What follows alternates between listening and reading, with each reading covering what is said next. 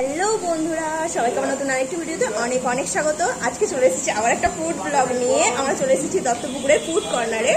তো আমার সাথে এসেছে এজাদা, তারপরে আমার সঙ্গে আরও আছে আমার বন্ধু।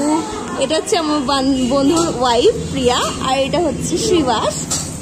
তো আজকে অনেক আড্ডা হবে, অনেক মজা হবে। চলো ভিডিওটা দেখতে থাকো স্কিপ না করে।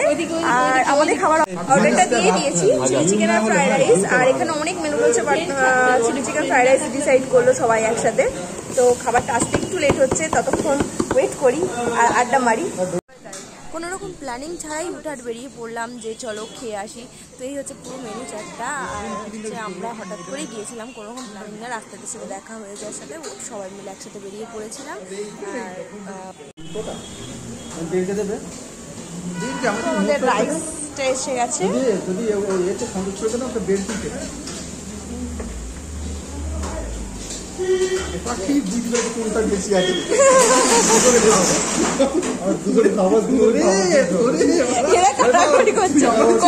কম বেশি নিয়ে কারাকারি করছে। আরে দাঁড়াও, চিকেনটা আসুক। তো এই ছিল আমাদের পুরো কম্বোটা, মানে 3 পিস চিলি চিকেন আর ফ্রাইড রাইস 1 প্লেট, সেটা হচ্ছে 100 টাকা। তো আমার তো বেশ ভালো লেগেছে, আমি জমিয়ে খেয়েছি। আর আমার তো এইসব জিনিস খুবই খেতে পছন্দ, আমার তো খুবই ভালো লাগে। তো কার মুখে কী লাগে জানি না, আমার তো খুবই ভালো লাগে। যেখানেই দা ফ্রাইড রাইস বিরিয়ানি কোনো ব্যাপার না, আমার কাছে সবটাই আমার কাছে বেস্ট লাগে।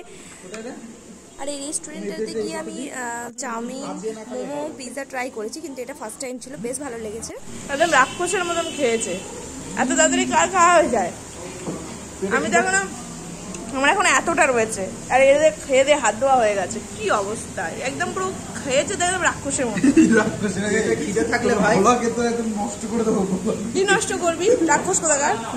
এত তাড়াতাড়ি কে খায়? ধীরে ধীরে তো খেতে হয়। দেখো আমরা ধীরে ধীরে খেয়েছি, তাহলে আমি কি আরো ধীরে ধীরে খাচ্ছি?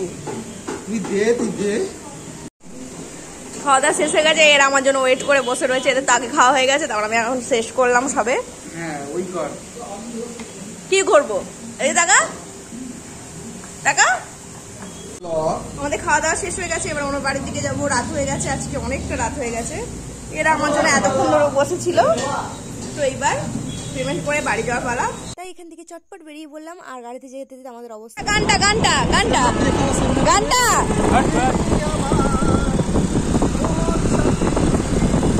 কিচ্ছু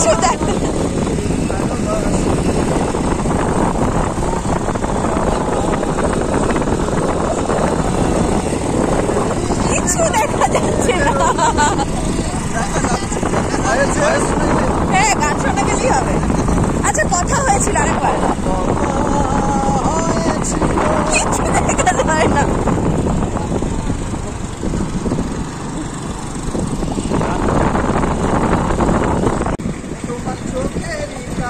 কিছু দেখা যায় না, অন্ধকার, কিছু দেখা যাচ্ছে না। তো এইভাবেই সারা রাস্তা এজাদার গলার গান শুনতে শুনতে আমি বাড়ি পৌঁছে গিয়েছি। আর আমার ভিডিওটা ভালো লেগে থাকলে একটা like, comment, share and subscribe আমার ইউটিউবে করে দিও, আর ফেসবুকে ফলো করে দিও সবাই। ততক্ষণ সুস্থ থেকো, ভালো থেকো, টাটা।